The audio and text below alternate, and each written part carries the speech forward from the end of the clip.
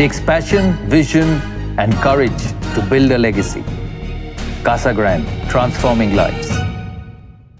கல்யாணம் வாழறதுக்காக ஏற்பட்டதை தவிர வழக்காட ஏற்பட்டதில்லை.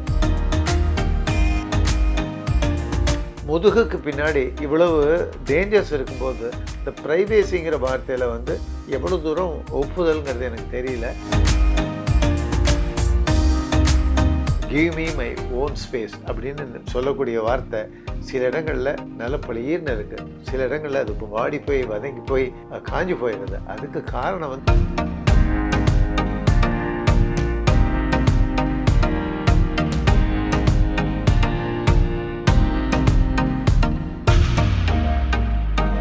வணக்கம் மோகன் சார். வணக்கம்மா. எப்படி இருக்கீங்க?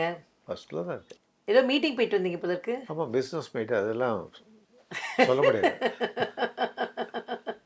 அதாவது கம்பெனிக்குள்ள 2 டைரக்டர்ஸுக்கு தனி பிஸ்னஸ் மீட் எப்படி மோகன் சார் நடக்க முடியும்?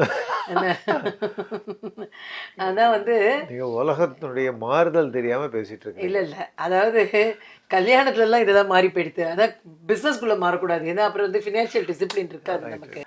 ஐ அக்ரி வித் யூ. மியூச்சுவலாக தான் இருக்கணும்.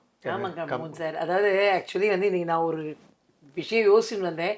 கிட்டத்தட்ட அதுக்கு ரிலேட்டடாக இருக்க மாதிரி இருக்குது. இப்போ ரீசன்ட் டேஸில் கிட்டத்தட்ட ஒரு லாஸ்ட் ஒரு 10 இயர்ஸாக வச்சுக்கலாமே, என்ன எல்லாருமே நினைக்கிறாங்க அப்படிங்கிறது கல்யாணம்ங்கிறது அது தன்னுடைய வாழ்க்கையில் அதுவும் ஒரு போர்ஷன். கல்யாணத்துக்காகவே தான் வாழறது அப்படிங்கிறது கிடையாது. ஸோ இவங்களுடைய சுய விருப்பு வெறுப்பு, இவங்களுடைய நட்பு, இவங்களுடைய பொழுதுபோக்கு, இது எதையுமே அவங்க விட்டு கொடுக்கறதுக்கு தயாராக இல்லை. இவங்களுடைய ஓன் ஸ்பேஸ் வேணும். அதாவது பொண்ணுக்கும் தன்னோட ஓன் ஸ்பேஸ் வேணும், பையனுக்கும் தன்னோட ஓன் ஸ்பேஸ் வேணும். 2 பேரும் டிராவல் பண்ணுவாங்க. அவர் ஃப்ரெண்டை போய் மீட் பண்ணுவாங்க, அவங்க அவங்களோட என்டர்டெயின்மெண்ட் இருக்கும், அவங்க தங்களுக்கான விஷயங்களை பார்த்துப்பாங்க, தனக்கு பிடிச்சதை சாப்பிடுவாங்க. இந்த பொண்ணும் அதே மாதிரி இருப்பாங்க. ஆனால் அவங்க கல்யாணம் ஆகி குடும்பம் நடத்துவாங்க அப்படிங்கிற மாதிரி இன்னைக்கு போயிட்டு இருக்கு. நீ தான் நான் தான் நீங்கிற கணக்கெல்லாம் மாறி போயிட்டு இருக்கு. இந்த ஸ்பேஸ் வேணுங்கிறது ஆரம்ப காலகட்டத்தில் சொன்ன பொழுது ரொம்ப இன்ட்ரெஸ்டிங்காக இருந்தது. அது கரெக்டு தான். இப்போ நம்ம ஒரு சினிமா கூட பார்த்தோமே, என்ன கட்டா குஸ்தி, அந்த படம் பார்த்தோம். அந்த பொண்ணு குஸ்தி கற்றுக்கும், ஆனால் எல்லா ஃபோட்டோவையும் மறைச்சி வைப்பாங்க. அந்த காலத்தில் உண்டு டான்ஸ் கற்றுப்பாங்க, அவங்க டான்ஸ் ஆடுவாங்கன்னே சொல்ல மாட்டாங்க யார்கிட்டையும்.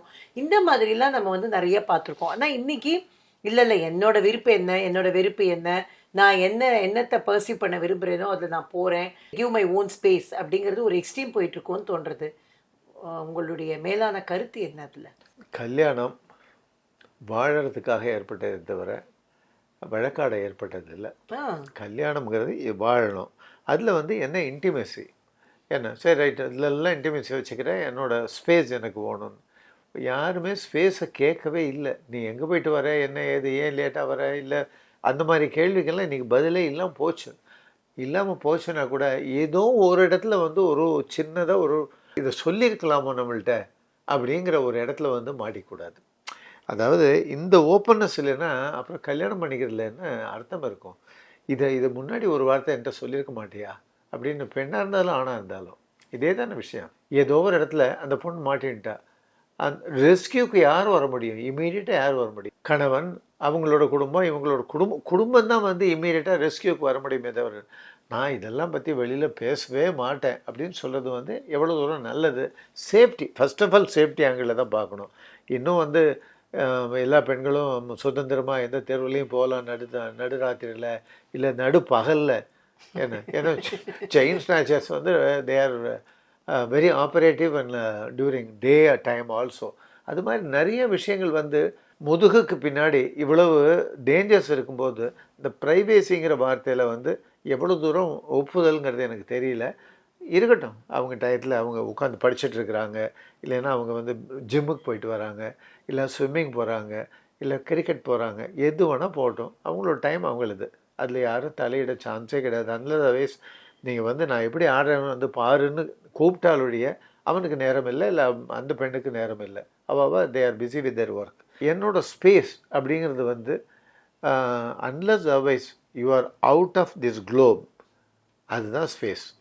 நீ பூமியில் இருக்கிற வரைக்கும் எந்த ஸ்பேஸுங்கிறதுல உன் உயிரில் இருப்பேன், உன் மூச்சில் இருப்பேன் அப்படிலாம் பேசிட்டு சில சமயம் விலகியும் தனியாகவே இருப்பேன் அப்படின்னு சொல்கிறது வந்து அழகாக இருக்கா முதல்ல. அதாவது ஒரு அர்த்தம் இல்லாத ஒரு விளக்கம் வருதோன்னு நினைக்கிறேன், வேறு ஒன்றுமே இல்லை. யூ பி இண்டிபெண்ட், அதை பற்றி யாரும் கேள்வியே கேட்க போகிறதில்ல. அதில் எந்த லெவல், அந்த எங்கே வந்து ஒரு லைன் ஒன்று இருக்குது, அந்த லைனை லைஃப்பில் எப்போவுமே உடைக்க முடியாது. அதுதான் வந்து கோல்டன் லைன், சில்வர் லைன், அது மாதிரி நிறைய இடங்களில் சொல்லக்கூடிய நல்ல ஓமைகளுடைய உயிர் அது. இல்லை, இப்போ இதில் ஆக்சுவலாக வந்து நான் ஏன் இதை கேட்டேன் அப்படின்னா, இப்போ சமீபத்தில் வந்து ஒரு திருமணம் வந்து நடக்க வேண்டிய ஒரு திருமணம் வந்து இதனால தடைப்பட்டதுங்கிறது நமக்கு தெரியும். அதாவது அந்த பெண் வந்து என்னை பற்றி எதுவுமே கேட்கக்கூடாது, என் லைஃப் என்னோடது, உங்கள் லைஃப் உங்களோடது, நம்ம சேர்ந்து இருப்போமே தவிர எனக்கு ஃப்ரெண்ட்ஸ் வருவாங்க போவாங்க, உங்களுக்கு வர ஃப்ரெண்ட்ஸை பற்றி நான் கேள்வி கேட்க மாட்டேன். அதே மாதிரி வந்து இப்போ உங்கள் ஃப்ரெண்ட்ஸ் வந்தால் என்னை வந்து நீ வா ஹலோ சொல்லுன்னா என்னை சொல்லக்கூடாது, இப்படிலாம் நிறைய கண்டிஷன் போட்டாங்கன்ட்டு கேட்டோம்.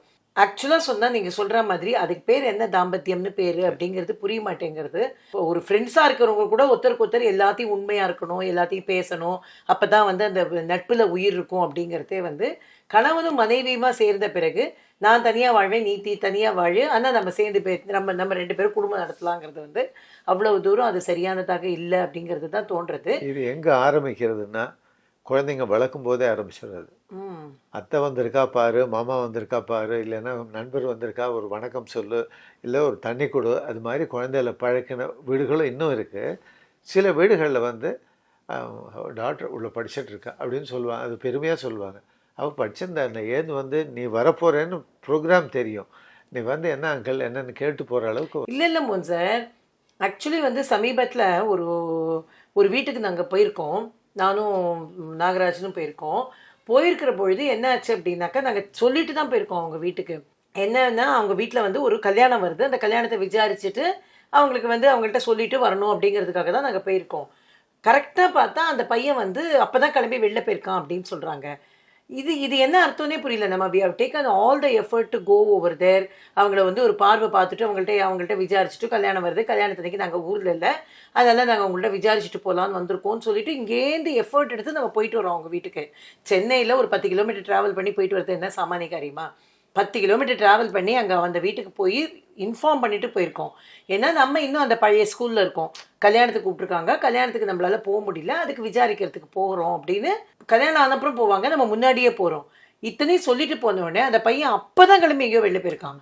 அது என்ன மரியாதைன்னே புரியல. அதுக்கு காரணம் வேற ஒன்றுமே இல்லை, என் ஸ்பேஸ் என்னது, அவங்க வராங்கங்கிறது நீங்கள் 2 பேரும் இருங்க, நான் எதுக்கு இருக்கணும். கரெக்ட். ஆனால் அவனுக்கு தெரியாது வந்து நாளைக்கு பொண்டாட்டியும் பண்ண போகிறாங்கிறது. ஆனால் அவனுக்கு தெரியாது நம்ம போயிருக்கிறதே அந்த பையனை பார்த்து நல்லா இருக்கண்ணா அப்படின்னு ஆசீர்வாதம் தான் பண்ண போயிருக்கோம். அது போகணும்னு மிஸ் பண்ணுறதுங்கிறது இல்லை. இதுதான் என்ன ஆகுது அப்படின்னா, இதே ப்ராக்டிஸ் தான் அவங்களுக்கு வந்து கணவன் மனைவியாக மாறின பிறகும் லைஃப்பில் அவள் ஒய்ஃப் சொல்லியிருக்கலாம், என் ஃப்ரெண்ட்ஸ்லாம் வராங்க இன்னைக்கு கல்யாணம் நம்மளை விஷ் பண்ணுறதுக்காக வராங்க, நீங்கள் கொஞ்சம் ஈவினிங் இருங்கன்னா, அவங்க உங்களை ஒன்றை பார்க்க வராங்க, நான் எதுக்கு இருக்கணும்னு அவங்க கிளம்பி போனான்னு வச்சுக்கோங்களேன். It doesn't make any sense at all. அவங்களுக்குள்ள உள்ள அந்த ஃபேமிலி லைஃபுக்கு வந்து இதுக்கு ஒரு அர்த்தமே இல்லாத மாதிரி இருக்கு. டெஃபினட்டாக. அதனால give me my own space அப்படின்னு சொல்லக்கூடிய வார்த்தை சில இடங்களில் நல்ல பளிர்னு இருக்குது, சில இடங்களில் அது இப்போ வாடி போய் வதங்கி போய் காஞ்சி போயிடுது. அதுக்கு காரணம் வந்து யூசர் அதை எப்படி யூஸ் பண்ணுறாங்கிறது தான் விஷயம். அதனால் லெட் அஸ் கிவ் தம் தேர் ஸ்பேஸ். அதில் நம்ம வந்து தலையிட வேண்டாம். அந்த ஸ்பேஸை வந்து ரொம்ப மாடஸ்ட்டாக யூஸ் பண்ணுங்கன்னு சொல்லி அதை முடிச்சிடலாம், அவ்வளோதான். தேங்க்யூ.